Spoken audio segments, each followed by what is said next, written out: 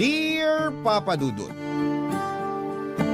ako nga pala si Lizzie, isang sexy, maganda, proud online seller at kabit ng Cavite.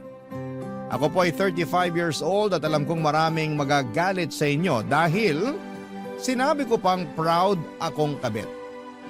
Nung una, kinakahiya ko rin naman po ito. Pero nang tumagal ay nagawa ko ng tanggapin. Maintindihan niyo ako kapag umabot na kayo sa dulo ng aking kwento. Sa ngayon ay gusto ko lang munang ibahagi sa inyo ang kwento namin ng kaibigan kong si Rica. Mas bata siya sa akin ng 5 taon at tulad ko ay isa rin siyang proud kabit ng Cavite. Huwag niyo rin sana siyang husgahan. Tulad ko ay meron din siyang kwentong ibabahagi sa inyo. Tuwing Martes ay palagi kaming nagkikita ni Rica sa bahay ko para mapag-usapan namin ang update sa pagiging kabit namin. Wala naman kaming ibang kakampi dahil sa pagiging kabit namin. Kaming dalawa na lang ang pwedeng magkampihan at magkaunawaan sa sitwasyon namin.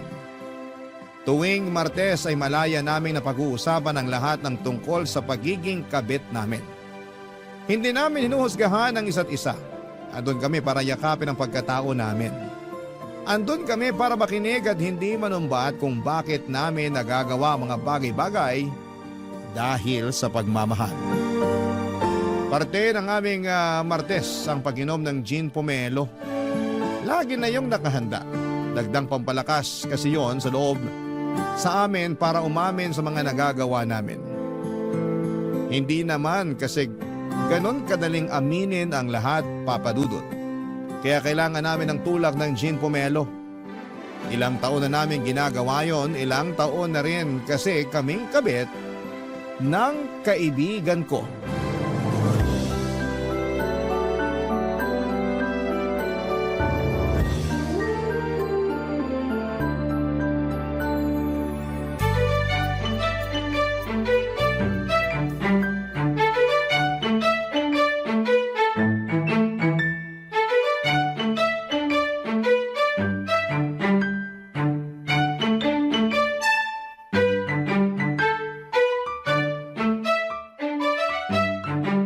Naparami ang gawa ko ng gin pomelo Habaan natin ang usapan para maubos to. Mabuti na lang at day off natin bukas. Sakit dito sa ulo sigurado. Pero mas nakakasakit ng ulong ikukwento ko sa'yo ngayon. Tungkol kay Angelo yan, no? Aba, meron pa bang iba? Kaya mo dinamihan tong gin pomelo kasi alam mo nang mahaba-haba talaga ang usapan. Gets mo na yun? So anong update dyan sa kabit mo? Naging customer ko ang misis niya. Ang daming binili mga imported chocolate sa akin. Hoy, delikado yan. Hindi kaya alam na niya? Hindi rin. Chinek ko yung Facebook activities niya Naghahanap talaga siya ng mga imported chocolates para irigalo sa mga bata sa family reunion nila. Nakakatawa. Bakit kaya hindi ka nalang ni-recommend diretso ni Angelo? Pinahirapan pa niya maghanap ng tsokolate yung misis niya online. Parang sinasadya nga ng tadhana na idiretso na sa akin yung misis ni Angelo. Parang may gustong patunayan sa akin. Parang gusto na akong patigilin sa pagiging kabit ko. Ang tanong, titigil ka ba? Syempre hindi. Hindi naman ako nahuli. Pero alam mo na konsensya ako ng slight Teka, nasusobrahan ka na yata sa gin pomelo Tinatamahan ka na ng konsensya Loka? Ay, kasi naman, mabait naman pala yung asawa ni Angelo. Sobrang friendly. Sana man lang binigyan mo ng discount yung mga binili niya sa'yo para pang bawas kasalanan sa kanya. Ginawa ko na yan. Ayaw tanggapin yung discount. Alam daw niya na mahirap magnegosyo. Dinagdagan pa nga yung bayad sa akin. Naaliw daw siya sa akin Maaliw pa kaya siya kapag nalaman niyang ikaw ang kabit ng asawa niya? Hindi niya malalaman. Binlock ko na siya sa Facebook after niya magbayad sa akin. Para ka namang scammer niyan. Nang block after magbayad ng biktima? Hindi ko naman siya ni-scam, no? Pinadala ko pa rin yung chocolates. Dinagdagan ko pa nga Pero in-scam mo pa rin yung asawa niya. Kaya ka ng block. Ang linis mo Hoy, di ko sinasabi yan Bilang kabit na katulad mo, alam kong mansyado na rin ako. Ano naman update kay Harvey mo? Ayun, tagapayo pa rin tuwing nagkakaroon sila ng problema ng misis niya. Kabit na, love advisor pa? Sobrang swerte naman sa'yo ni Harvey. Ano ba raw yung problema na naman nila ng asawa niya? Nangangalabit daw si Harvey, panay daw ang tanggi ni Mrs. Nung umulit ng mga labit si Harvey, bigla raw siyang hinampas ng cellphone ni Mrs. Anong in-advise mo? Wala naman. Sabi ko kung kailangan niya ng makakalabit na hindi tatanggi, alam niya kung saan ang address ko. Yan ang gusto niya sa'yo eh. Very generous ka pagdating sa pangangalabit. Yun naman kasi ang role natin bilang mga kabet. Tayo ang taga-provide ng mga bagay na pinagdadamot na ng mga misis nila. Pero at the end of the day, doon pa rin naman sila umuwi. Yung mga asawa pa rin ang pinipili. At tayo, saka lang tayo pipiliin kapag wala na silang peace of mind dun sa mga misis nila. Pero aalis din sa atin kapag nagkaayos na sila. Dapat may sweldo tayo mga kabit. Hindi kaya biro maging kabit. Dapat may benefits din at 13th month pay. Kaso wala eh. Puro pagpapaasa lang at sama ng loob ang ibinibigay sa atin. Kahit hindi A15 at katapusan. Nag-cheers pa kaming muli sa iniinom naming gin pomelo. Pagtapos lang yon ng usapan namin at pagdadrama. Kapag umabot na kasi kami sa punto na naaawa na kami sa mga sarili namin bilang mga kabetay, saka namin yon ititigil sa pamamagitan ng pag-cheers. Pagkatapos noon ay may pag-uusapan na naman kaming iba. At kapag nararamdaman namin kulang pa at kailangan naming ituloy ang usapan tungkol sa mga kabit namin, saka kami magsasaling muli ng gin pomelo. At saka isa sa amin ang magbubukas ng topic sa mga kabit namin.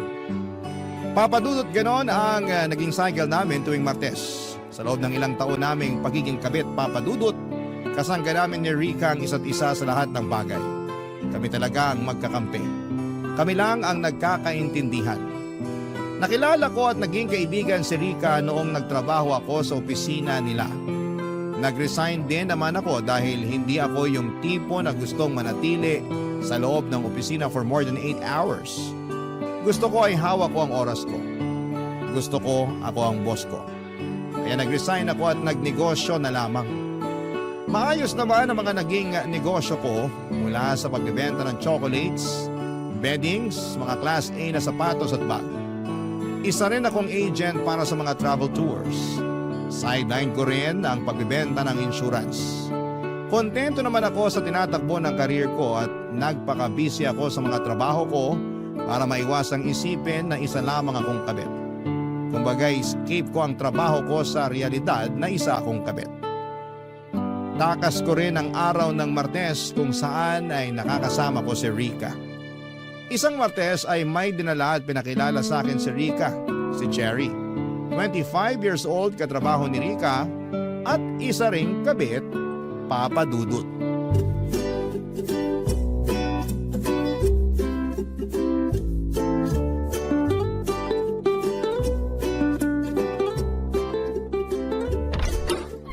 Lizzie! Oh! Ano? Ready na ba yung gin pomelo natin? Late ka ha? Kanina pa kita hinihintay. Tunaw na yung mga yelo para sa gin pomelo natin. Dumaan pa kasi kami nitong si Cherry sa pharmacy. May binili lang. Hi, Lizzie. Hi. Huwag ka nang mahiya kay Cherry. Kabit din yan. Kaya ako sinama rito. Patikimin na natin ng gin pomelo. Upo ka na ron sa sofa, Cherry, nang masimulan na nating maglasingan. Kabit ka rin? Iko-congratulate mo ba ako? Last week lang nalaman ni Cherry na kabit siya. Kaya ako nakumbinsi ni Rica na pumunta rito. Madadamayan niyo raw ako. Madadamayan at hindi huhusgahan. Umupo ka na dyan para makainom ka na ng gin pomelo. Busog ka, Cherry. Tabi ko sa'yo dyan sa sofa. Alam mo ba, pinakamasarap gumawa ng gin pomelo si Lizzie. Siya ang pangbato ng barangay nila sa paggawa ng gin pomelo. Matikman nga. Pag natikman mo ang gin pomelo ko, baka lalong lumakas ang loob mo na maging kabit. Hindi lang lalakas ang loob, baka ma-inspire pa lalo na maging kabit. Ang supportive pa naman namin sa mga katulad naming kabit. Diba, Lizzie? Welcome to the club, Cherry! Ay. Pwede na bang magkwento? Aba, matapang tong bagong recruit mo, Rica, ha? Hindi pa nakakainom ng gin pomelo, malakas na ang loob na magkwento. Kailangan ko kasi na masusumbungan. Magsumbong ka lang. Kaaway ng buong mundo mga kabet maliban sa aming dalawa ni Rika. Kakampi kami ng mga kabet. Tamang tao talaga ang mga nilapitan ko. Ikwento mo na, dali. Magsasalin lang ako ng gin pomelo. So ano bang kwento, Cherry? Akala ko siya na eh. Yan din ang linya namin dati. Tipikal na linya ng mga kabet na nabigla. Hindi ko naman alam na may asawa na pala siya. Gasgas na yung linyang yan. Ginamit na rin namin yan dati eh. Akala ko naman hindi niyo ako i-judge. Uy, hindi ka namin ginajudge ha. Nakaka-relate lang kami sa'yo. Kasi kung ano man ang sinasabi mo ngayon, nasabi na namin yan noon. So hindi na pala ako special, ganon? Hindi naman tayo magiging special kahit kailan. Pwede bang malaman ko anong pangalan ng kabit mo, Cherry? Saka ko nasasabihin, blind item muna siya ngayon. Nakilala ko siya sa isang group sa Facebook. Nag-offer ng tulong sa akin hanggang sa ma-fall ako sa kanya. Facebook? Hindi mo man lang in-stalk bago ka kinilig sa kanya? Inistalk ko. Wala naman ako nakita. Walang nakita? O may ayaw ka lang makita? Nasa na ba yung gin pomelo na binibida nyo? Kanina pa natutuyo yung lalamunan ko. Hindi nyo naman ako sinasalinan. Oh, shot na! Nagets na namin si Cherry kung iniba na kaagad niya ang usapan papunta sa gin pomelo. Ganon din naman kami ni Rika. Kapag mabigat na ang nakakatakot na ang susunod naming sasabihin, si gin pomelo na doon na kami babanat. Hinayaan lang namin si Cherry papadudot at hindi na muna kami nagpakwento sa kanya. Pero para gumaan ang pakiramdam niya at hindi niya lalong sisihin ang sarili niya, nagkwento na lamang kami ng ibang experiences namin sa mga unang buwan na naging kabit kami. Magagaan lang na kwento para mapatawa namin siya kahit papaano. Natapos na nga ang mga kwento namin ni Rika. Pero hindi na tinuloy ni Cherry ang sa kanya. Nagsabi na lamang siya na babawi na lamang sa susunod na Martes. Doon na nga siya naging desidido na mapasama sa grupo namin ni Rika. Nagkwento na lamang si Cherry tungkol sa kinalakhan niyang pamilya. Napapaligiran pala siya ng mga kabit. Naging kabit din ang kanyang nanay, kabit din ang kanyang kapatid. Doon na namin siya naintindihan. Dahil maski kami, lumaki rin kami sa pamilyang hindi ikinakaila ang pagiging kabit. Siguro yun na ang naging normal para sa amin, kaya nadala namin yun hanggang sa pagtanda. Hindi namin nakitaan yun ng mali dahil doon kami nasanay. Maliman sa paningin ng iba pero nag-i-exist ang ganong isyo sa mga pamilya. Sa pagpapatuloy ng aming kwento, malalaman nyo ang iba't ibang naging dahilan namin kung bakit namin naisipang maging kabit at ipagpatuloy yon kahit alam naming may mali. At sana sa paglalahad namin maunawaan nyo kami at hindi husgahan. Tara, gin pomelo pa. Barangay Love Stories. Barangay Love Stories. Sa pagdaan pa ng mga araw papadudot ay naging parte na ng aming Martes si Cherry. Kasama na namin siya sa gin pomelo sessions namin. Walang palya na ang pagpunta ni Cherry sa bahay ko para makipag-inuman at makinig sa kwentuhan namin ni Rika dahil sa mga kabit namin. Pero matipid pa rin siya sa mga detalye sa pagiging kabit niya. Ayaw pa rin niyang magkwento sa amin tungkol sa kabit niya. Hindi naman namin siya pinipilit. Alam ko ang pakiramdam niya. Noong nagsisimula rin ako sa pagiging kabit ko ay ayaw ko rin magtiwala sa iba. Ayaw kong subukang maghanap ng mga taong uunawa kung bakit yon ang landas na pinili ko. Hanggang sa dumating si Rika sa buhay ko. Pinakita niya sa akin na kahit kabit ako ay hindi naman ako sobrang samang tao. Yon ang balak naming ipaunawa kay Cherry. Na kahit kabit siya ay merong makikinig at uunawa sa kanya. Hindi siya aawayin at hindi siya huhusgahan. Papakinggan siya at ipaparamdam sa kanya na tao lamang siya para malito at magkamali. Pinaramdam namin sa kanya na kailangan lang niya ng mga tamang tao na makakaintindi nun. At andun kami ni Rica para gawin yon. Siguro may ilang Martes din ang lumipas bago tuluyang nagtiwala sa amin si Cherry at nagulat nga kami noong bigla na lamang nag-reveal si Cherry sa kwento ng pagiging kabit niya. Hindi namin alam kung napasobra sa gin pomelo o napasobra lang ang lungkot ng kanyang puso. Kahit ano pa yon, pasalamat na lang at nagtiwala na siya sa amin sa wakas, Papa Dudut.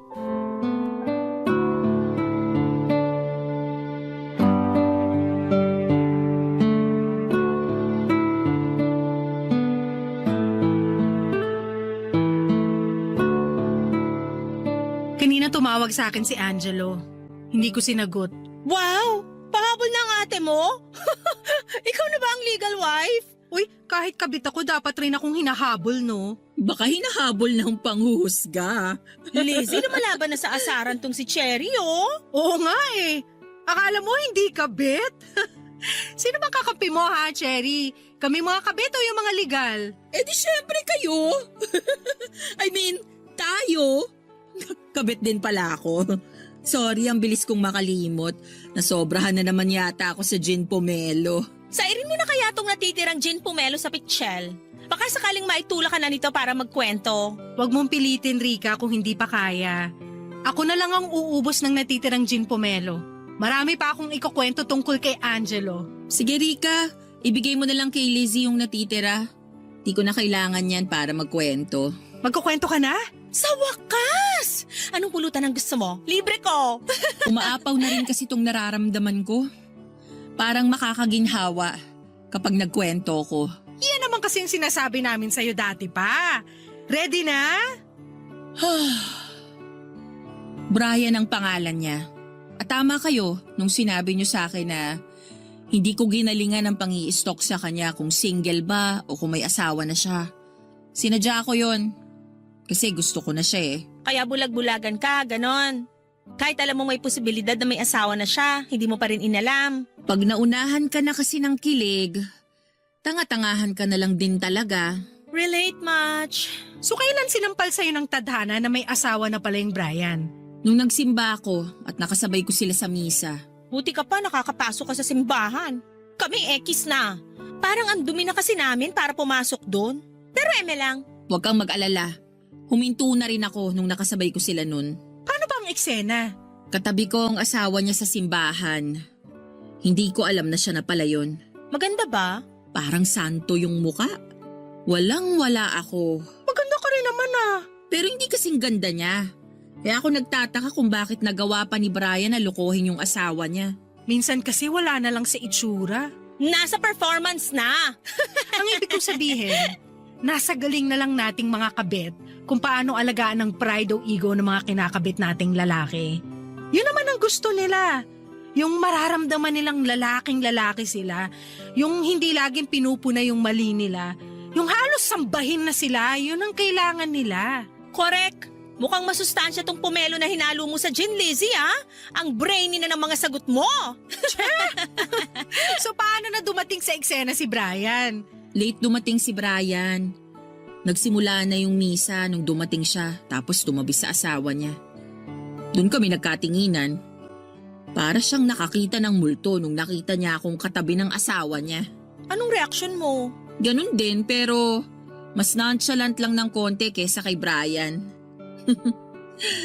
Ay, hindi ko makakalimutan nung nagsabi na kami ng peace be with you sa isa't isa. Halos hindi ko matignan ang asawa ni Brian. Ang ganda pa naman ang ngiti niya sa akin. Paano mo lulunukin yung peace be with you na inoffer sa'yo ng asawa niya? Eh ikaw yung nagbabadya na sumira sa kapayapaan nilang mag-asawa? Rika, kung payapa ng pagsasama nilang mag-asawa, bakit pa gagawing kabit ni Brian tong si Cherry, di ba? Sa bagay. Ang pinakamasakit pa sa misa na yon, nang makita ko silang naghalikan. At hindi man lang ako nagawang sulyapan ni Brian para ipakitang nakokonsensya siya. Ay, hindi ko na pinatapos yung misa, umalis na ako agad. Last na pagsisimba ko na yon. Paiyak na noon si Cherry habang tinatapos ang kanyang kwento, Papa Dudut.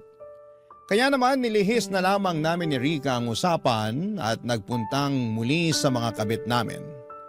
Nag-share kami ng mga nakakatawang moments na kasama namin sila. Kahit papaano ay gumaan naman ang pakiramdam ni Cherry sa mga narinig niya.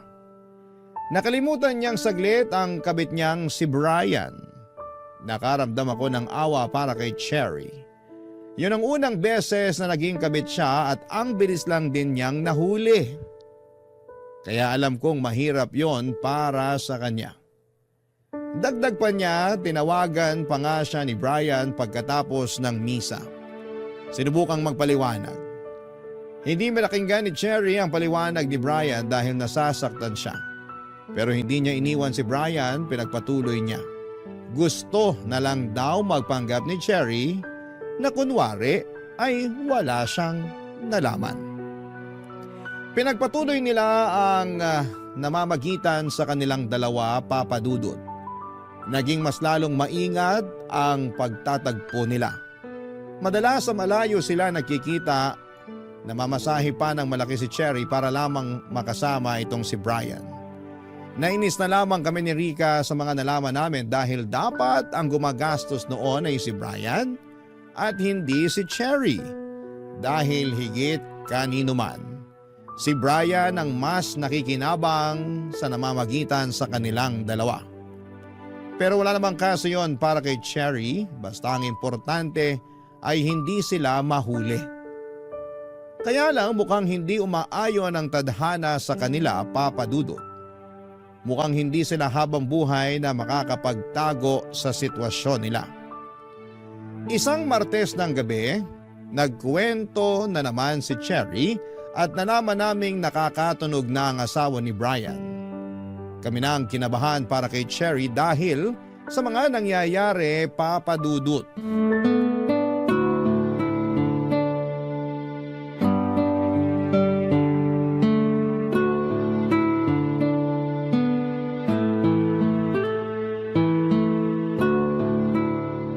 Mugto ang mga mata, Cherry ah. Mukhang nagkatampuhan kayo ng Prince Charming mo ah. Shut na! Hindi kami nagkatampuhan, pero malapit nang magkahulihan. Nakatunog na ba yung legal? Oo, Paano? Chika mo naman. kagabi ko pa to pinoproblema. Hindi ko alam ang gagawin ko. Mag-share ka sa amin para matulungan ka namin. Expert na kami sa pagiging kabit. Kung ano man na nangyari sa'yo, malamang na-experience na namin yan noon. Aksidenteng nag-like ng lumang post ko ang asawa ni Brian. Hindi nakalock yung Facebook mo? Hindi. Kailangan ba? Kapag kabit ka, mag-private ka ng Facebook at ibang social media accounts mo. Kung hindi ka nang i-stalk, malamang yung legal ang gumagawa nun. Huwag kang kampante. Pero kasi hindi ko pwedeng i-private ang Facebook ko. Kumikita rin ako sa pagpo-post ng reels eh. Okay lang sa'yo na mahuli ka ng legal wife kaysa bitawan mo yung pagpo-post ng Facebook Reels? Tama kami ni Rica, Cherry. Maging maingat ka.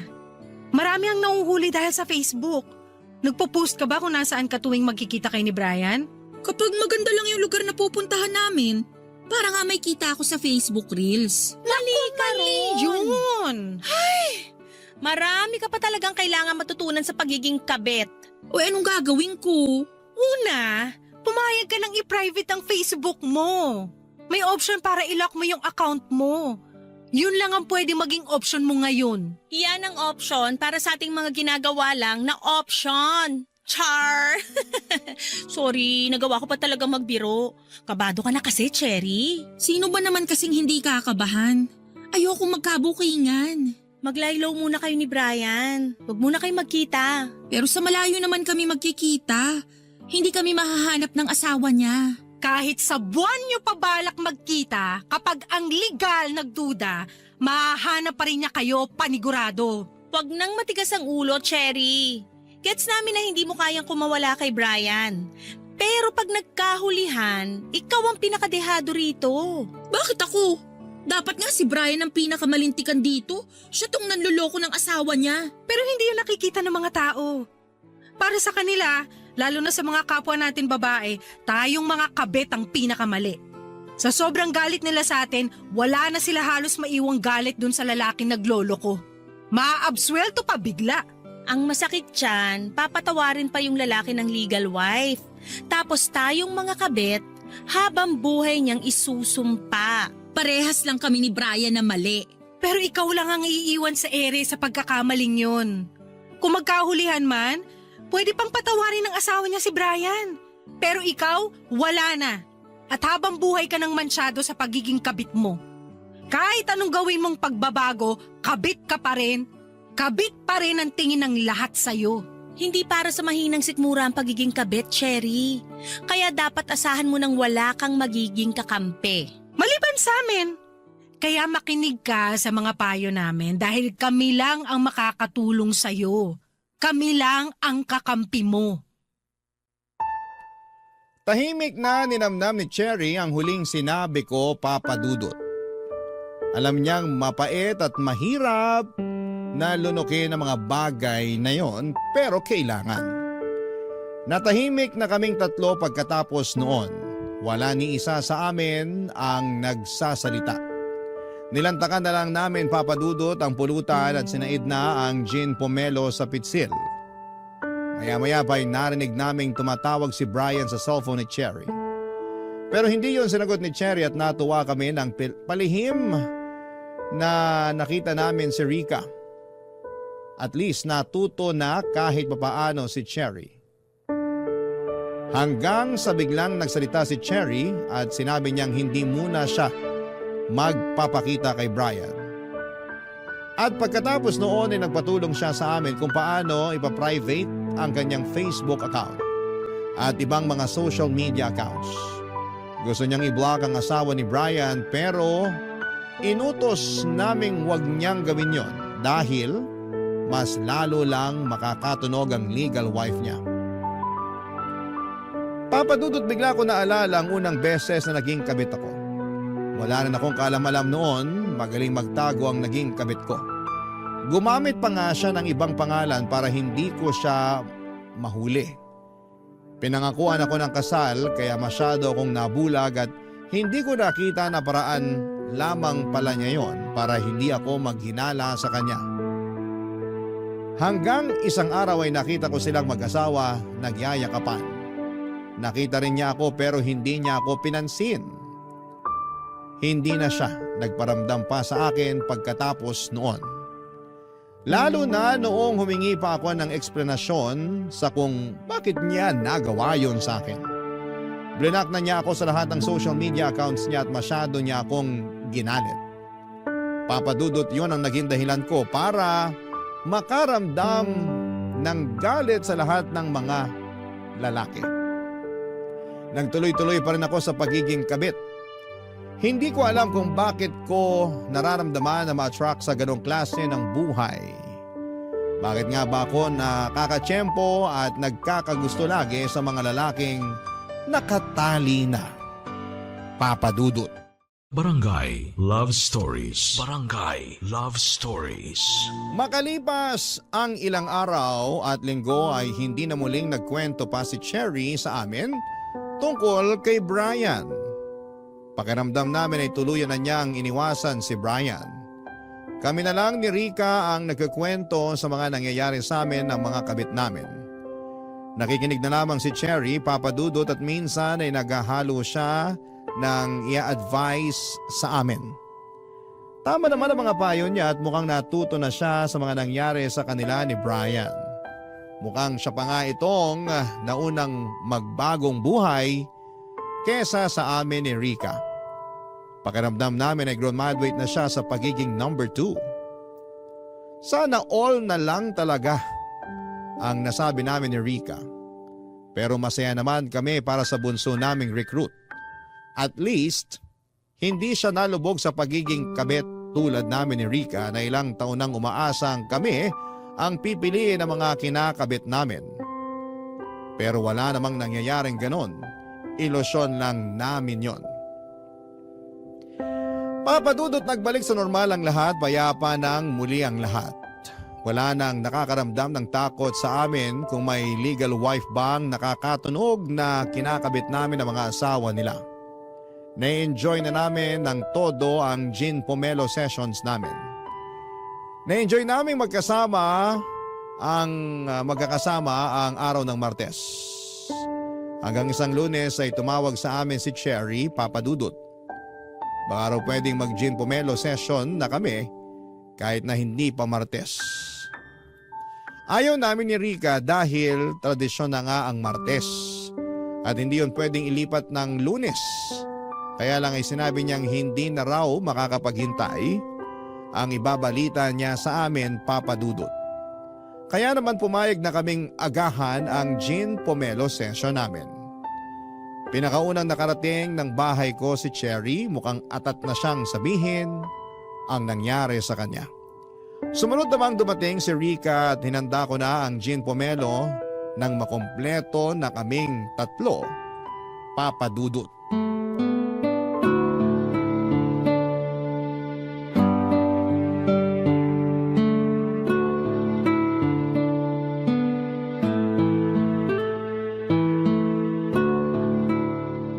Ano bang ibabalita mo, Cherry? At hindi mo na mahintay na magmartes? Isang tulog na lang, oh. Gandahan mo yung ibabalita mo, ha? In-adjust namin yung gin pomelo session para sa'yo. Good news or bad news ba yan? Para alam ko kung dadagdagan ko ng gin yung inumin. Good news! Good news. Blooming ka eh. Ano muna ang skincare mo bago ka mag-splok ng balita mo? At kung na-order ba yan online para maihabol ko na sa mga ipapadeliver ko? Buntis ako! Ha? Hindi ko alam kung anong sasabihin. Congrats? Ano ba? Sabi ko nga sa inyo, good news to. Sinong ama? Siyempre si Brian. Meron pa bang iba? Alam niyo namang loyal ako sa kanya. Pero siya loyal ba sa'yo at sa asawa niya? Sinisira niyo naman ang good news ko eh. Eh di na kasi good news yan sa amin. Hindi ka na makakainom ng gin pomelo. Kailangan ka naming ipagtimpla ng pomelo juice na plain. At mukhang hindi talaga good news yan dahil alam mong may asawa si Brian. Bakit hindi ka nag-ingat? Sinadya kong magpabuntis kay Brian. Bakit mo naman ginawa yun? Alam mo, mas mapapahama ka lang dyan sa ginawa mo. Pwede kang idemanda ng asawa ni Brian. Nandamay ka pa ng bata. Imbis na ikaw lang to nagtatago, pati yung walang kamuwang-muwang na nasa sinapupunan mo, madadamay pa. Sino bang nagsabi na itatago ko siya? Ilalantad mo yung pagbubuntis mo? Bakit kaya hindi ka nalang magkusang pumunta sa presinto para magpakulong? Walang ganyang ganap na mangyayari. Cherry, kabit ka! Hindi na ako magiging kabit. Kumalma kayo. Anong ibig mong sabihin? Ako na ang pinili ni Brian. Paano? Iiwan na niya yung asawa niya para sa'yo? Oo, at pinangakuan niya akong pakakasalan. At naniwala ka? Bakit naman hindi? Ramdam kong saya niya nung sinabi ko sa kanya na buntis na ako. Madali lang pekein ng saya.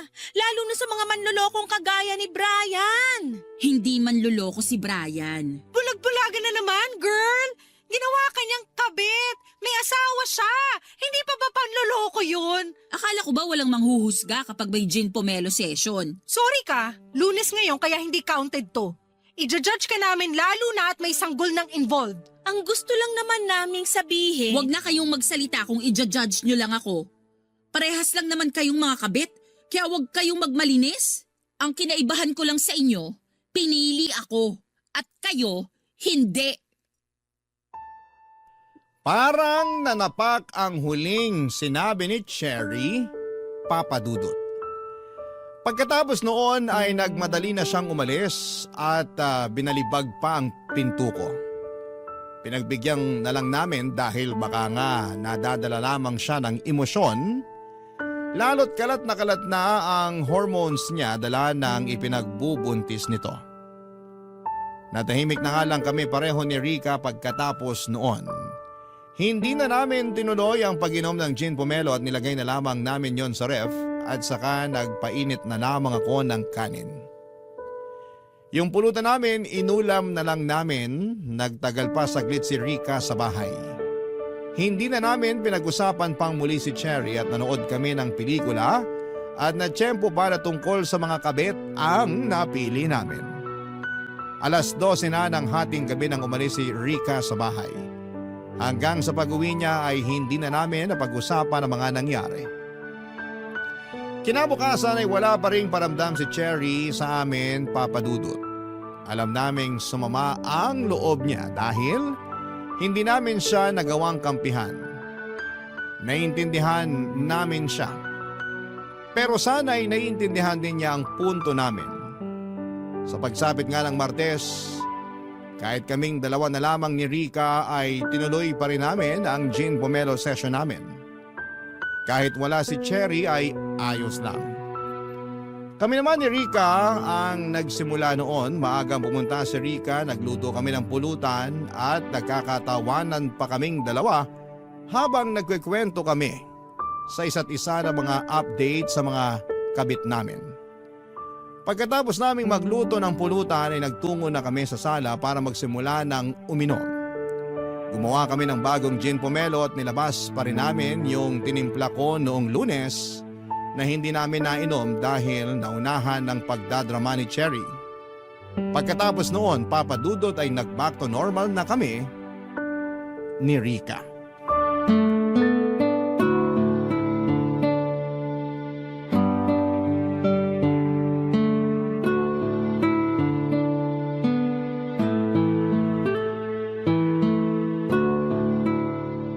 Ang dami nating uubusing gin pomelo. Hangover malala bukas. Wala tayong choice. Ubusin natin tong hindi natin nainom kagabi tapos itong bagong gawa ko na rin. Huwag na nating inumin yung kahapon.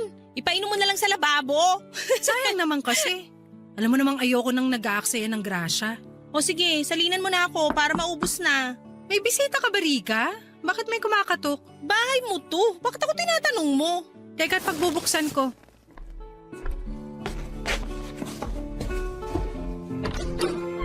Cherry!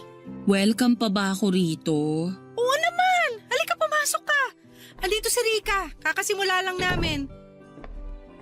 Cherry, ano ginagawa mo rito? Maupo ka para komportable kayo ng baby mo. Salamat, Rica.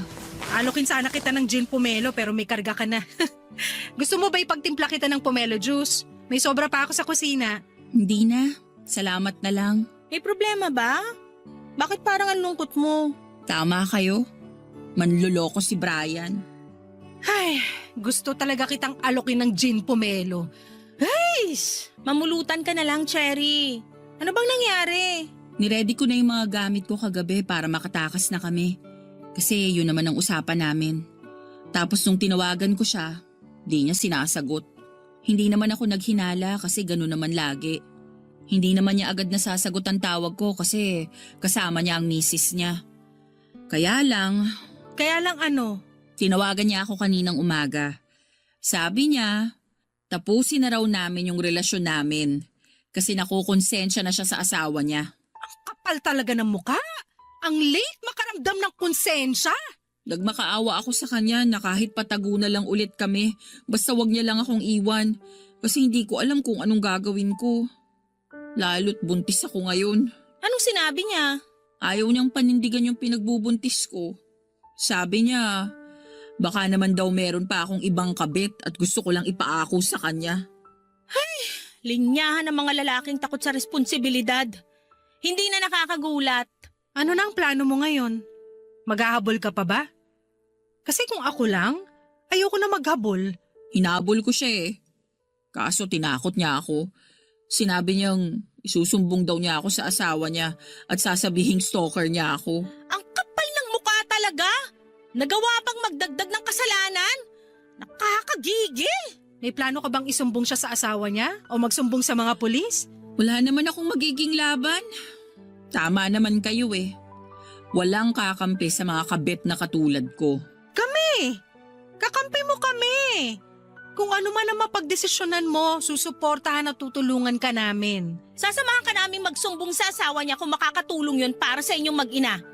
Bahala na. Hindi ka namin papabayaan. Salamat pero ayoko na. Hindi ko na lang sila lalapitan. Kawawa lang kami ng magiging anak ko kung masasangkot pa ako sa gulo. Kaya ko naman to. Kaya mo talaga. At tutulungan ka namin. Hindi mo kailangan ng lalaking walang kayang gawin kundi magloko.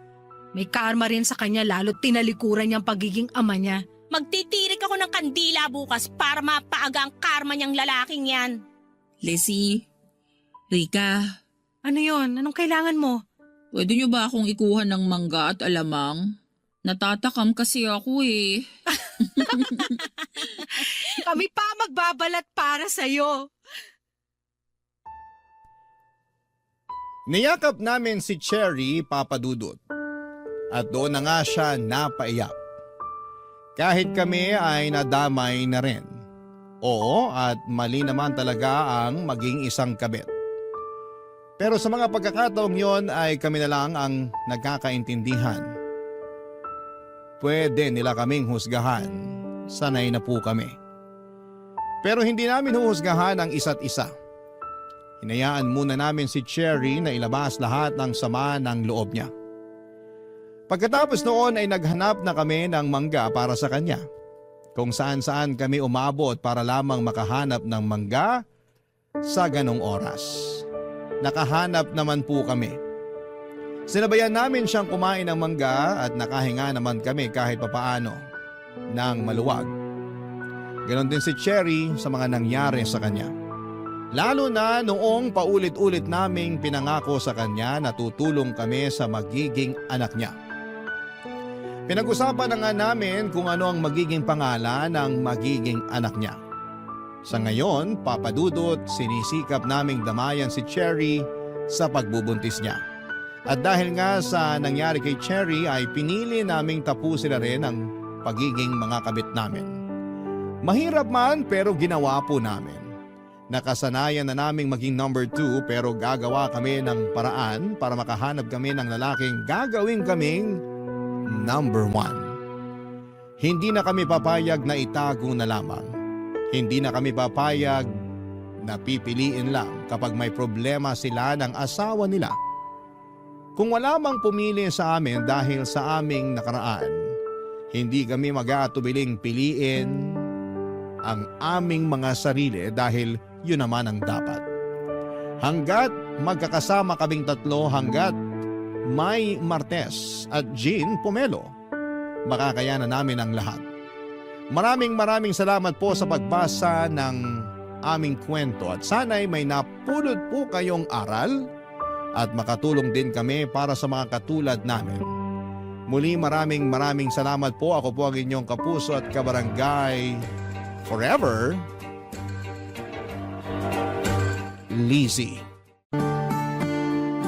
Dear Papa Dudut, ako nga pala si Kim, 30 anyos at gusto ko lang ibahagi sa inyo ang kwento namin ng mga magulang ko.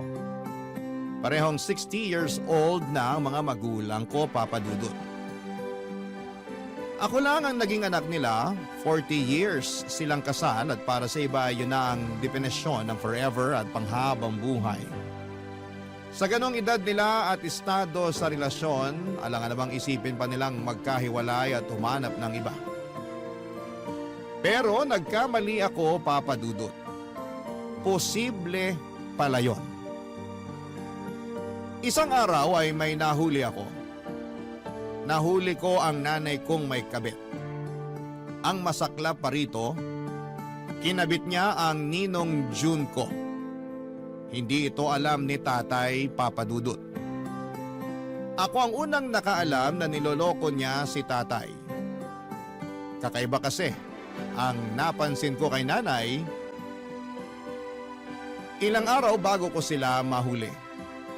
Panay ang pagpapaganda niya na hindi naman niya normal na ginagawa. Galit nga siya sa makeup at kahit pabango ay nakakuriputan pa niyang bilhin. Pero isang araw ay kinaibigan niya ang makeup at pabango. Bukod pa doon ay naririnig ko rin siyang may kausap lagi sa cellphone. Pero ginagawa lamang ngayon tuwing umaalis si tatay at madalas ay sa banyo ngayon ginagawa.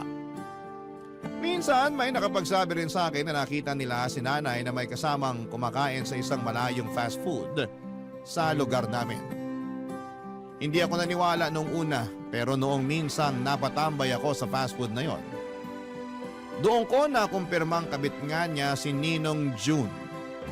Nakita ko silang naglalambingan at panay ang tingin sa paligid sa takot na baka may makahuli sa kanila, Papa Dudut. Mabuti na lamang at magaling ako magtago. Hindi nila ako nakita at galit na galit ako noon habang naglalandian sila.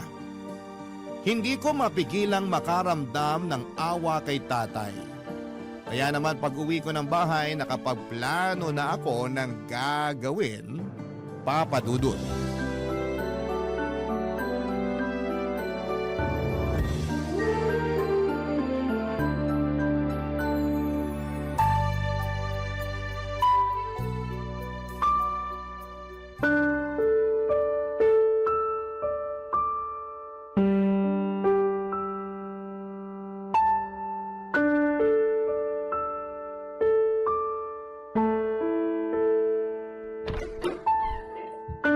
Kim, nauna ka pa palang nakauwi rito sa bahay kesa sa akin. Dumating na ba ang tatay mo? Hindi pa. Kumain ka na ba? Hindi pa. Teka, ipagluluto muna kita para makakain ka na. Hindi ka ba kakain, Nay? Ay, hindi na. Kumain na ako kanina bago ako umuwi. Mukhang busog na busog kayo ah. Oo nga eh. Naparami yung lanta ko ng fries kanina. Mukha naman. Halata pa sa tiyan nyo. At sa ngiti nyo. Ganon ba yon? Nahahalata sa ngiti ang pagkabusog? Bago yun ah. Mukha naman kasing busog kayo. Busog kayo sa paglalandi. Ano? Saan ka ba talaga totoong nabusog, Nay? Sa fries o sa landi? Ano sinasabi mo riyan? Mabuti pa tulungan mo na lang ako sa kusina para makakain ka na. Hindi talaga sumagot. Ano naman ang isasagot ko? Hindi ko nga maintindihan ang tanong mo. Hindi maintindihan o gusto mo lang takasan? Bakit hindi mo na lang ako diretsahin, Kim? Napagod ako sa pag-commute pa uwi rito. Huwag mo akong simulan. Eh mapapagod ka talagang mag-commute. Ang layo ba naman dito ng fast food na kinainan nyo ni Ninong June kanina? Anong sabi mo?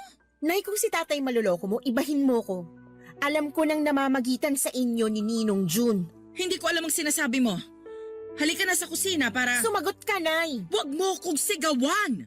Nanay mo ko! At anak mo ako.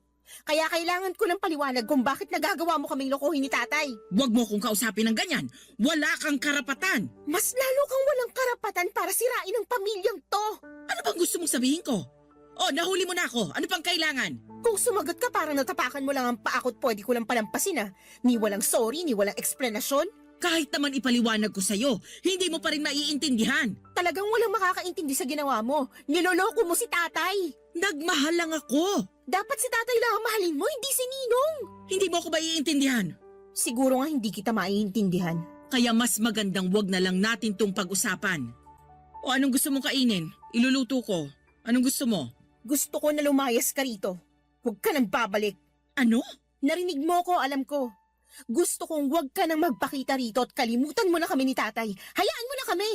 Hindi namin kailangan ng inang manloloko. Kailangan niyo ko ng tatay mo. Sa ginawa mo, ayaw ka na namin kailanganin. Makakaya na namin to kahit kaming dalawa lang sa mundo.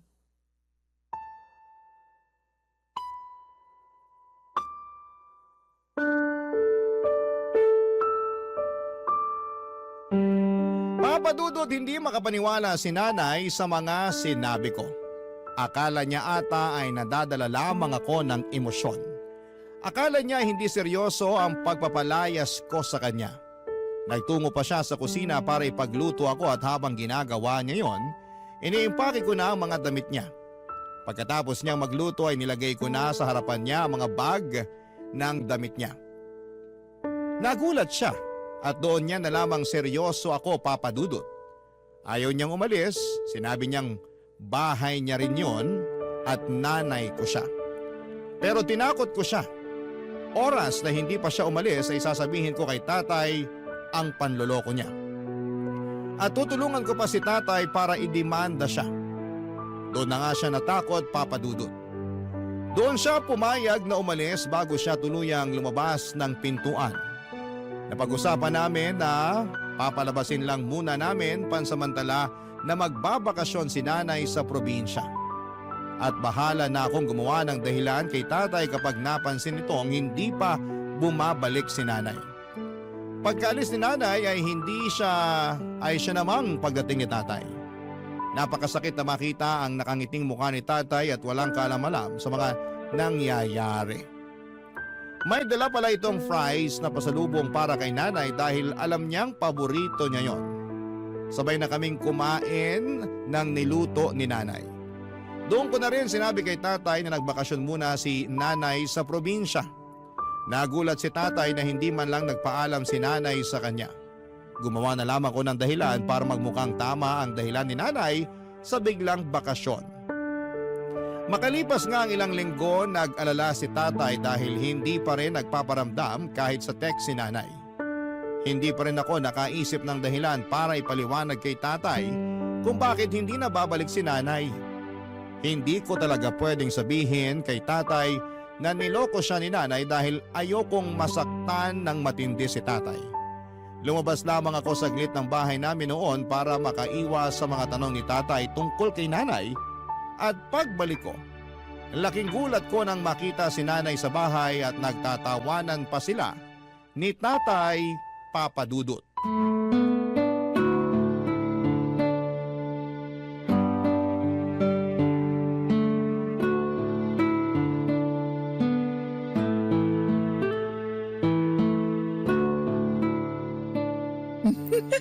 Namiss ko ang tawa mo, darling. Mabuti at naisipan mo nang umuwi. Tay?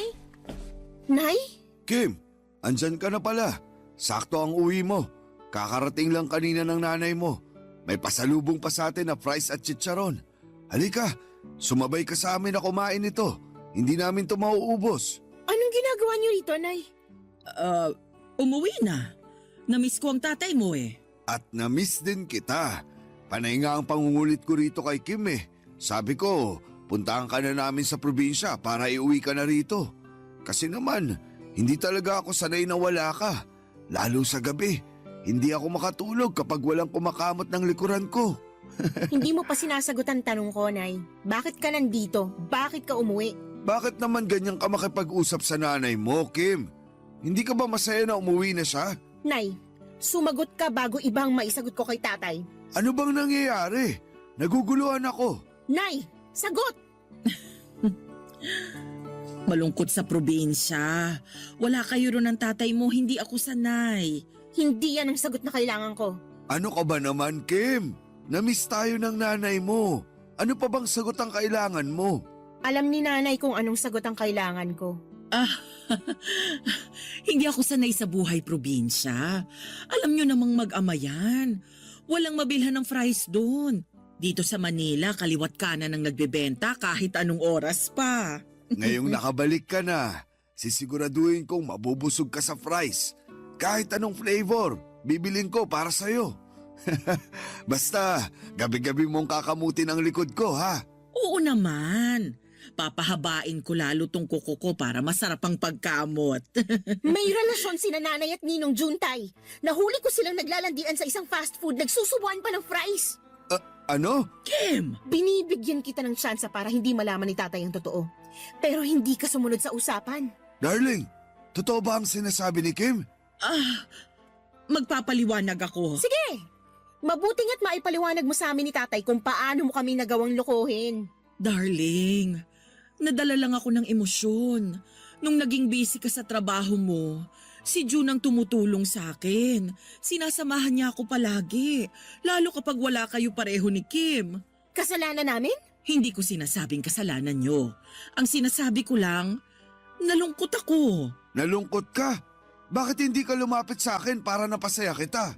Bakit sa kumpare ko pa? Mali ko yun, pero tapos na. Nung nahuli kami ni Kim, itinigil ko na yung namamagitan sa amin ni June. Kaya nga bumalik na ako dito matapos akong paalisin ni Kim. Kasi hindi ko pala kaya na wala kayo. Ikaw ang mahal ko, darling. Ikaw lang. Kung ano man yung nararamdaman ko para kay June, dala lang yun ng lungkot. Dala lang yun ng pag-iisa. Pero natauhan na ako. Mahal kita, darling. Mahal din kita, darling. Naipasok mo na ba lahat ng damit mo sa cabinet natin? Hindi pa naman. Mabuti naman. Pakikuha mo na ulit ang mga bag mo at umalis ka na ulit.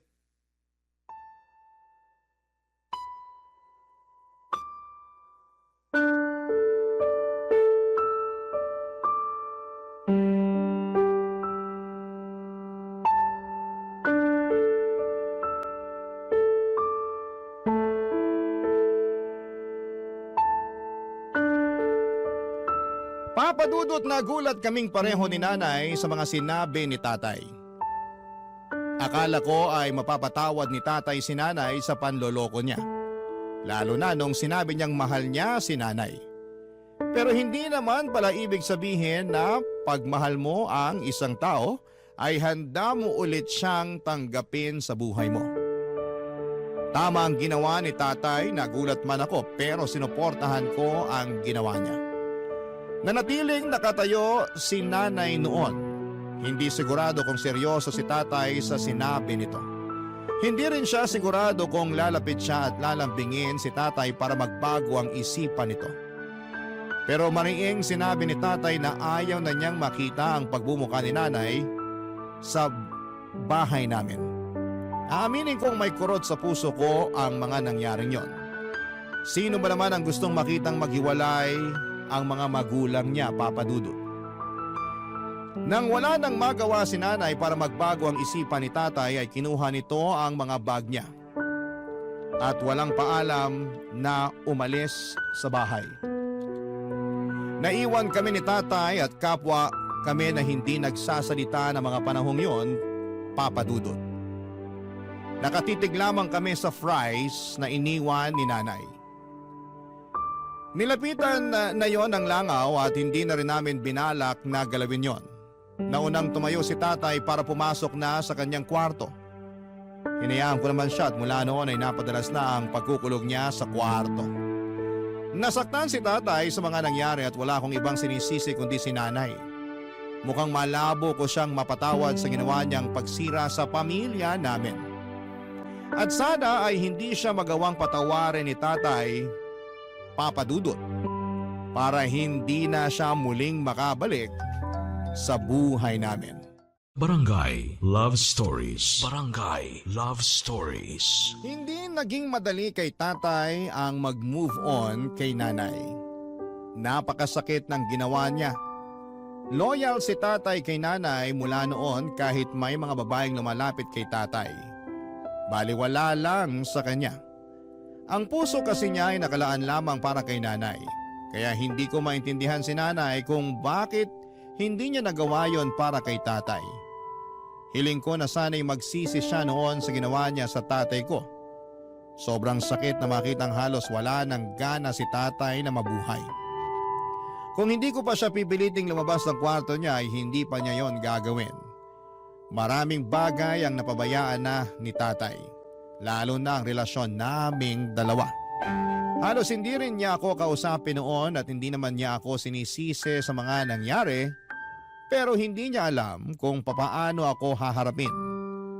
Para raw kasi siyang napahiya sa panloloko ni nanay. Lalo't ako ang unang nakaalam. Masakit para sa kanya na ang unang makaalam ng panloloko ni nanay ay ako mismo na anak nila. Pilit kong pinapagaan ang loob ni tatay para hindi na niya sisihin ang kanyang sarili. Nagawa ko naman kahit papaano, Papa Dudut. Paunti-unti nakakalabas na ng kusa si tatay sa kwarto niya. Paunti-unti kahit minsan natitisod ay nagagawa pa niyang makamove on kay nanay. Kaya lang mas maraming beses siyang natitisod. Pero hindi ako mapapagod na alalayan siya sa laban niya. Sa laban namin, kakayanin namin yon ang pinangako ko sa kanya, Papa Dudut.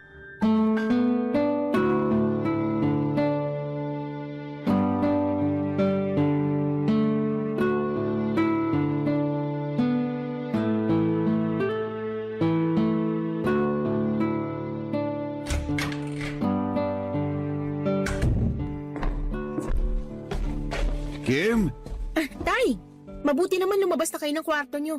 Gutom na po ba kayo? ano bang ulam? Nagluto ako ng adobo. Nilagyan ko ng maraming itlog pugo kasi paborito nyo yan, diba? Salamat anak. Ipaghahanda ko na po ba kayo? Mamayang konti. Gusto ko lang maupo muna at makaharap ka. Maupo na po kayo. Gusto nyo ba ng maiinom? Hindi na anak. Uupo lang talaga ako. Sabihin nyo lang po kung may kailangan kayo Salamat ulit anak ha. Sa lahat-lahat. Aba, parang lumabas lang yata kayo ng kwarto para mag-practice ng mala-teleserye yung pagdadrama. Hindi na rin naman magandang nakakulong sa kwarto. Parang mas malungkot pa nga ron eh. Andun halos lahat ang alaala ng nanay mo. Di ba wala naman na pong gamit si nanay doon? O may natira pa? Hayaan niyo, mamaya habang kumakain kayo liligpitin ko na para maipadala na agad sa kanya. Wala naman na ata siyang natirang gamit. Puro na lang alaala ang natira. At mas nakakalungkot yun. Ay, Tay, ayos lang po ba kayo? hindi ako ayos. Pero at least ngayon, natatanggap ko na ang sitwasyon namin ng nanay mo. Hindi ka na ba niya tinatawagan? Mula nung minura ko siya nung Sabado, hindi na siya ulit sumubok na magparamdam. Sana pala dati mo pa siya minura. Napuno na rin ako. Hindi ko na kinaya pang magpasensya. Imbis na makalimutan ko na siya at ang ginawa niya, lapit pa rin siya ng lapit. Pinapahirapan pa niya ako lalo. Lilipas din yan, Tay. Magtutulungan tayo. Sana nga bumilis na ang paglipas nito para makabalik na ako sa dati. Alam niyo kung anong magpapabilis sa pag-move on ninyo? Alak, Babae! babae at alak. Doon muna tayo sa babae. Ayoko masira ang atay niyo sa alak. Ayoko na ng babae. Sisirain naman niya ng puso ko. Grabehan namang hugot yan. Basta, ayoko niyan. Ibang solusyon na lang. Makakatulong kasi para makalimutan niyo na si nanay kung bubuksan niyo ulit ang puso niyo para sa iba. Malay niyo, may makilala kayo na mas okay kaysa kay nanay. Hindi ka ba kinikilabutan na nirereto mo ako sa iba? Bakit naman po ako kikilabutan? Gusto ko ngang mabura na sa puso mo si nanay, kaya nirereto kita sa iba. Ewan ko. Parang hindi naman ako naghahanap. Gusto ko lang ng ibang pagkakaabalahan para mawala sa isip ko ang nanay mo. Pagkaabalahan niyo ng panliligaw. Maliban dyan. Ay, paano kaya kung tumulong ako sa talyer ng Tio Austin mo? Ay, wag doon. Bakit naman? Bihira ang babaeng dumadaan doon eh. Alam mo, mabuti pa. Ipag-iinit mo na lang ako ng adobo. Ilagay mo na sa plato ko lahat ng itlog ng pugo. Ipaganda mo na rin ako ng sukang may sili at paminta. Damihan mo. Tsaka kung meron pang orange juice, baka naman pwede mo ako ipagtimpla. Damihan mo ng yelo. Ano pa yan? Kakalabas lang ng kwarto, ang dami na agad utos. Abay, gusto mo bang magkulong ulit ako sa kwarto? Pwede naman. Joke lang po, Tay. Welcome back po. Nagkatawanan pa kami saglit ni tatay bago ako tumayo para ipaghain siya ng mga gusto niya. Gumaan ang loob ko na makitang nakakabawi na si tatay. Seryoso ako nung sinabi ko sa kanya, Papa Dudut, na gusto ko na siyang manligaw ng iba. Alam kong matagal pa bago ko siya mapilit. Dahil ang lalaking sobrang nasaktan ayon sa mga nabasa ko ay matagal bago sumubok ulit. Kaya naman naiintindihan ko si tatay kung bakit ayaw pa niyang harapin ang pakikipag-date ulit. Hindi naman ganon kadaling palitan ng 40 years na relasyon. At higit sa lahat ay hindi ganon kadali na magtiwala after kang sirain ng isang taong akala mong panghabang buhay mo nang makakasama. Naiintindihan ko siya pero sana'y maisip niyang tama rin ang buksan ang mga mata at puso para sa iba.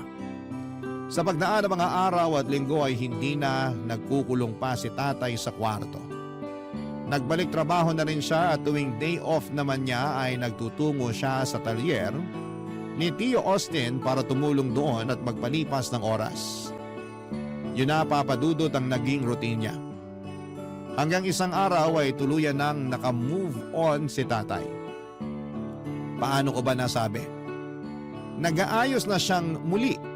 Ilang beses ko na siyang nahuli na pakanta-kanta pa sa harapan ng salamin.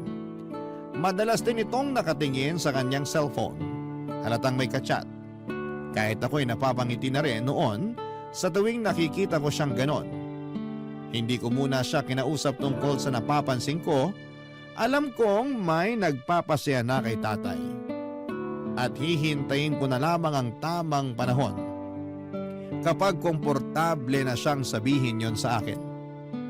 At isang araw nangyari na yon.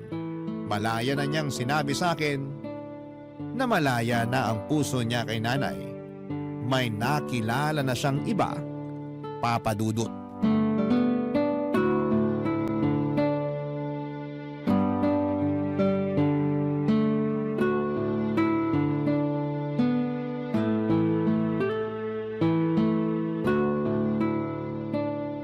na bihis Saan ang audition mo, Tay? Huwag mo nang pansinin ang damit ko. Baka mausog. Paano namang mauusog ang damit mo? Kakabagin ba? Lawayan ko na lang pag ganon. Puro kabiro. Tingnan mo na nga lang kung bagay ang pantalon ko sa suot kong sapatos. Bagay naman. Hindi ka ba nagbibiro? Ayoko magmukhang tanga mamaya. Ano bang meron? Wala naman. Pupunta ka ba sa talyer ni Tio Austin? Sa ganitong forma ko, pupunta lang ako ng talyer niya. Saan ka nga pupunta kasi? Basta. Hula ko may kadate ka. Ha, sabi na Hindi ka naman magpapabango ng pagkatapang-tapang kung hindi ka pupunta sa date. Masyado bang matapang ang pabango ko?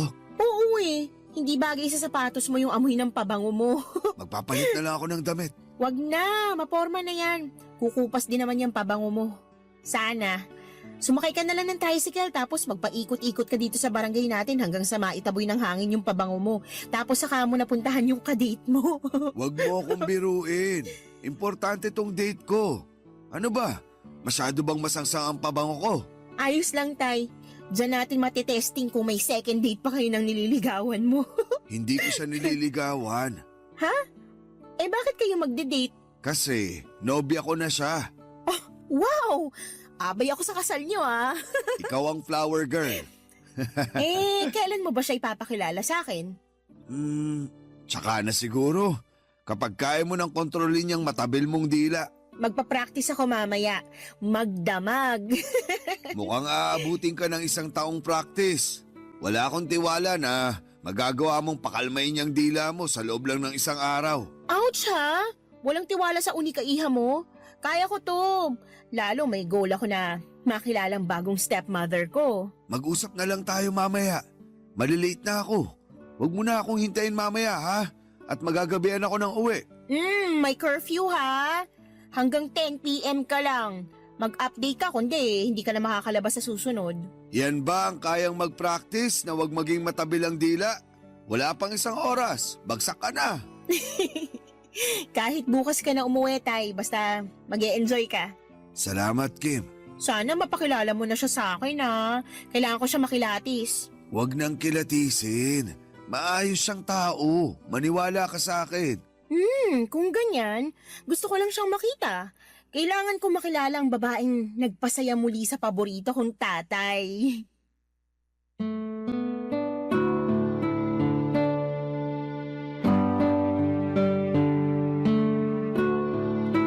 Papadudot nginitian ako ni tatay sa huling sinabi ko. Napansin kong parang naluluha pa siya pero nagawa niyang kontrolin. Sa huli ay natusan ko na rin siyang magpalit ng polo. Masyadong masangsang ang amoy ng pabango niya. Baka yun pa ang maging dahilan ng hiwalayan nila ng girlfriend niya. Hindi naman ako papayag. Hindi ko pa nga nakikilala nang makapagpalit na nga si tatay nagmadali na itong umalis. At nang makalabas siya ng bahay, agad ako nag-text sa kanya at binilinan siya tungkol sa mga babae. Baka sakaling makatulong lang para lalong ma-inlove sa kanya ang kanyang bagong karelasyon. Sinabi ko na lagi niyang purihin ang itsura ng girlfriend niya. Huwag din niyang kakaligtaang makinig sa mga kwento ng girlfriend niya kahit gaano pa yon kahaba. Dapat siya rin ang magbayad sa mga date nila. Uso na nga ang equality pero iba pa rin sa pakiramdam na kayang mag-provide ng isang lalaki. Makalipas ang ilang araw dahil sa kakakulit ko kay tatay, ipinakilala na niya sa wakas ang bagong nagpapasaya sa kanya, si Tita Len. Mas bata lang si tatay sa kanya ng 5 taon. Mahiyain at mabait si Tita Len, malayo ang ugali nito kay nanay. Maayos naman siya sa amin at nakita kong nagpapasaya talaga si Tita Len sa buhay ni tatay. Doon ko na-realize na may kirot ng kaunti na makitang hindi na kami buong pamilya. Doon lang nag-sink in sa akin na nasa panibagong yugto na kami ng mga buhay namin, papadudot. Pero higit sa kirot, mas dama ko ang saya dahil sa wakas ay nakapag-move on na kaming pareho ni tatay kay nanay at sa mga ginawa nito sa amin. Yun ang simula namin at sana'y magtuloy-tuloy na sa tulong ni Tita Len. Barangay Love Stories. Barangay Love Stories. Nagtuloy-tuloy ang pagiging masiyahin ni tatay mula nang naging sila ni Tita Len. Hindi na nga ito halos sumuuwi noon ng bahay Papa Dudut. Mas madalas na itong nag-i-stay sa bahay ni Tita Len. Sabi naman kasi ni tatay mas malapit sa trabaho niya ang bahay ni Tita Len, kaya doon siya madalas. Hindi lang kasi namin na nag-i-enjoy niyang makasama ang bago niyang GF. Hindi ko na lang kinontra. Hinayaan ko na lamang siya at umuwi lamang siya noon para maglambing sa akin para malabhan ko ang mga damit niya. Wala namang problema yon sa akin. Malit na bagay lamang yon. Gusto ko lang talagang makitang masaya siya at nangyayari na nga. Parang kailan lang ay halos hindi siya mapalabas sa kwarto. Tapos isang araw ay lagi na lamang itong nasa labas ng bahay para kitain ang GF niya. Isang araw hinintay ko ang pagbabalik ni tatay. Gusto ko siyang kausapin tungkol sa bala kong setup namin. Nami-miss ko rin kasi siya na makasama. Halos isang beses na nga lang sa isang linggo kung umuwi siya at para pa yon sa paghahatid niya ng labada. Muli ay wala akong reklamo sa mga labada niya, masaya ako para sa kanya. Kaya lang ay gusto ko silang makasamang dalawa ni Tita Len sa bahay palagi. Kaya gusto ko na ayain na niya si Tita Len na tumira sa bahay namin para naman may panahon pa ako para makilala ang GF ni tatay. Sa text ko lang kasi madalas nakakausap si Tita Len at parang nabibitin ako doon.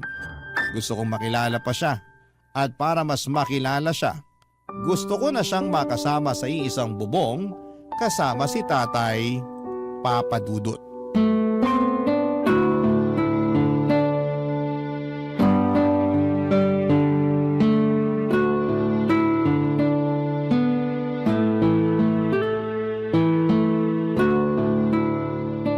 Grabe, tambak na naman ang inuwing labahin. Naparami ako ng palit. Nag-out of town kasi kami ni Tita Len mo. Eh di sana all. Magnobyo ka na rin kasi. Para hindi ka sana all ng sana all dyan. Sana all lang ako ng sana all pero sa totoo lang, wala naman talaga akong pakialam. Ayaw mo lang magkaroon ng nobyo. Ay nako, kaya ako nagsana all kasi gusto ko sumama rin sa inyo ni Tita Len sa mga pa-out of town ninyo. Eh bakit ka sasama? Istorbo ka pa sa lambingan naming dalawa. Eh kung ayaw nyo ako isama sa out of town nyo, edi dito na lang kayo tumira sa bahay. Ang ayos naman ng segue mo, anak. Ang tagal ko na kasing gustong sabihin sa inyo to, Tay. Kaya lang, hindi ko naman kayo matsyempohan. Lagi kayong wala dito sa bahay. Pasensya ka na talaga kung paminsan-minsan na lang ang uwi ko rito. Ang Tita Len mo kasi, gusto lagi akong kasama. At gusto ko rin sana kayong makasama. Kaya sana, kung pwede, para ayos ang lahat, magsama-sama na lang tayo dito sa bahay. Parang alanganin, anak. Oh, bakit naman alanganin, Tay? Saan mo ba gustong tumira? Sa bahay ni Tita Len? Ayaw mo na ba rito sa bahay natin? Ang ibig kong sabihin, parang alanganin pa ako na magsama kaming dalawa sa iisang bubong. Ah, bakit naman alanganin? Eh halos araw-araw na nga kayong magkasama. Hindi pa ba masasabing nagli-live-in na kayo? Ayoko lang sigurong matawag na ganun. Tsaka nagsisimula pa lang naman kaming dalawa. Normal lang naman siguro yung halos araw-araw ako ron. Pag naglaon, baka manawa rin ako at umuwi na rito palagi. Tay, 60 years old ka na, hindi na kayo mga teenager. Walang masama kung magsasama na kayo. Mas advisable pa nga eh. Ewan ko, tsaka na natin pag-usapan. Hindi ako komportable. Parang alam ko na kung bakit. Ano na naman ba ang ibibintang mo? Dahil ba kay nanay? Bakit naman naisingit mo pa ang nanay mo sa usapan? Baka lang kasi kaya ka naiilang na dalhin dito si Tita Len dahil minsan naging bahay to ni nanay. Baka.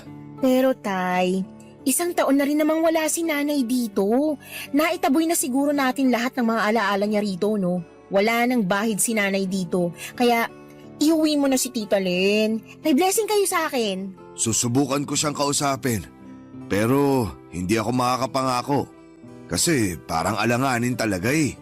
O sige, hindi ko na kayo pipilitin. Salamat anak. Pero kung pwede kayong konsensyahin. Ano na naman yan? Lagi na lang kasi ako naiiwang mag-isa rito eh. Wala na nga akong nanay, wala pa akong tatay. At natuloy na nga ang pangungonsensya. Napakagaling. Kasi naman lagi na lang ako mag-isa rito. Sa una lang pala masaya. Habang tumatagal, nakakatakot na. Hayaan mo, dadalasan ko na ang pag-uwi ko rito. At sana kasama mo na si Tita Len noon. Maaasahan ko ba yun, Tay? Hindi mo talaga ako titigilan hanggat hindi ako pumapayag, no? Hindi talaga. Ay, ayusin mo ang paglalaba mo ng damit ko. Pag-iisipan ko ang paglilibin namin ng nobya ko. Dapat pumayag ka na, ha? Kasi kung hindi, pagsasamahin ko mga puti mo sa dekolor. Bago pa man natapos ang paglalaba ko ay napilit ko na si tatay na pumayag na doon na sila tumira sa bahay. Wala kasing saya sa pakiramdam. May makakasama na akong muli, Papa Dudut. At higit sa lahat ay pakiramdam ko sa tulong ni Tita Len ay madadagdagan ng saya sa bahay namin. Sa presensya niya, feeling ko ay parang kumpleto na muli ang pamilya ko. Basta pumayag lamang sila. Nakita ni tatay kung gaano ako kasaya noon. Kaya hindi na niya binawi ang sinabi niya. Kinulit ko pa nga siya para tawagan si Tita Len. Tinawagan naman ni tatay at sinabi ang plano naming dalawa. Ginanahan tuloy akong tapusin ang maagang labada ko para mapag-usapan na namin ni tatay ang plano sa paglipat ni Tita Len sa bahay. After ko maglaba ay nilista ko na kaagad lahat ng kailangan sa paglipat ng GF ni tatay sa bahay namin. Hindi ko sinayang ang oras.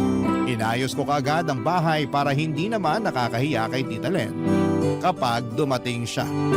Umalis ulit si tatay para kausapin na raw ang nobya niyang ililive-in niya.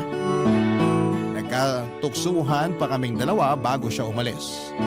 Ilang araw na hindi umuwi si tatay dahil marahil inaasikaso nila ni Tita Len ang mga gamit niya sa paglilipat. Kinuha kong pagkakataon yun para makapag-ayos na ng buong bahay. Inuna kong iayos ang kwarto ni tatay. Sinigurado kong walang kahit ni isang naiwang gamit doon si nanay. Gusto ko siyempreng maging komportable si Tita Len. Mabilis lamang ako natapos. Nakahinga ako ng maluwag nang mabura ko na ng tuluyan ang lahat ng alaala ni nanay sa bahay. Pagkatapos noon ay tumawag si tatay para sabihing pauwi na siya. Makalipas nga ang 2 oras ay kumatok na si tatay sa pinto, Papa Dudut.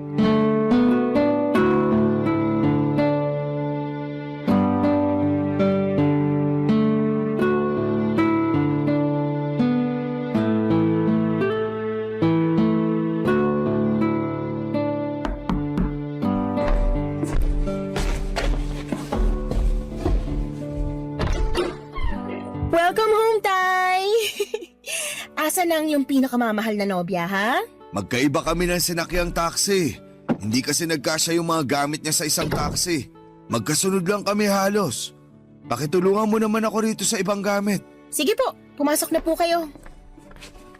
Ang linis ng bahay ah. Siyempre! Hindi naman pwedeng marumi ang madadat na ni Tita Len, nakakahiya. Tsaka pati kwarto nyo, nilinis ko na rin. Hindi mo na sana pinakialaman yun. Kaya ko namang linisin yun. Sinipag ako eh. Tsaka para masiguro ko na rin na walang kahit isang gamit ni nanay na naiwan doon. Wala na ba? Bukod sa 2 bra at isang sando, wala naman na. Huwag ka mag-alala, tinapon ko na rin yung mga yon. Walang madadatnan si Tita Len dun sa kwarto mo maliban sa mga gamit mo. Andiyan na si Tita Len! Hello, Tita Len! Nay? Anong ginagawa mo rito? Kumusta anak? Umalis na kayo. Anak, mag-usap tayo. Wala tayong dapat pag-usapan, Nay. Tapos na kayo sa buhay namin. Tsaka, parating ng girlfriend ni tatay. Kaya please, umalis na kayo para hindi na kayo magkaabutan dalawa. Kim, Anak, kailangan nating mag-usap. Tay, pinapaalis ko lang si nanay bago siya maabutan ni Tita Len dito. Hindi mo kailangang paalisin ang nanay mo dahil walang Tita Len na darating. Anong ibig niyo sabihin? Papasukin mo na muna ang nanay mo. Hindi pwede!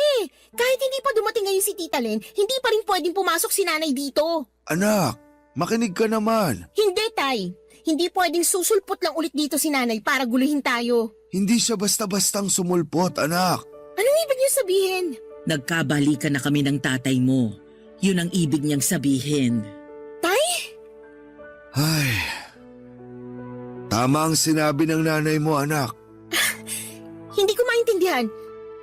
Paano si Tita Len? Alam niya ba to? Alam niya dahil kasabwat namin siya. Mas lalo niyong pinagulong usapan eh. Hindi ko kayo maintindihan. Anak, alam ko ayaw mong makinig sa akin. Talaga? Pero kailangan. Nagkaayos na kami ng tatay mo. Ilang buwan na ang nakakaraan. At niloko niyo si Tita Len? Hindi namin siya niloko. Kasabwat namin siya. So, ako lang palang naloko. Hindi ka namin niloko, anak. Anong tawag niyo rito?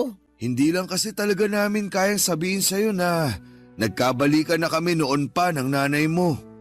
Ramdam ko pa kasi ang galit mo sa kanya noon. At mas lumala pa ang galit ko ngayon dahil sa ginawa niyo. Hindi namin sinasadyang galitin ka at saktan ka, anak. Kaya lang, nagmamahalan talaga kami ng tatay mo.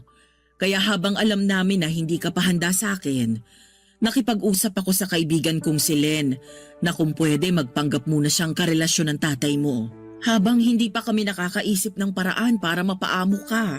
At saan niyo nakuha ang idea na mapapaamo niyo ako sa pagpapanggap at pagsisinungaling niyo? Nag-iisip ba talaga kayo? Patawarin mo kami, anak. Pero sa ayaw at sa gusto mo, magsasama ulit kami rito ng nanay mo. Hindi na kami magkakahiwalay. Kahit ano pang sabihin mo. Patawarin mo na lang kami para matapos na to. Darling, pumasok ka na.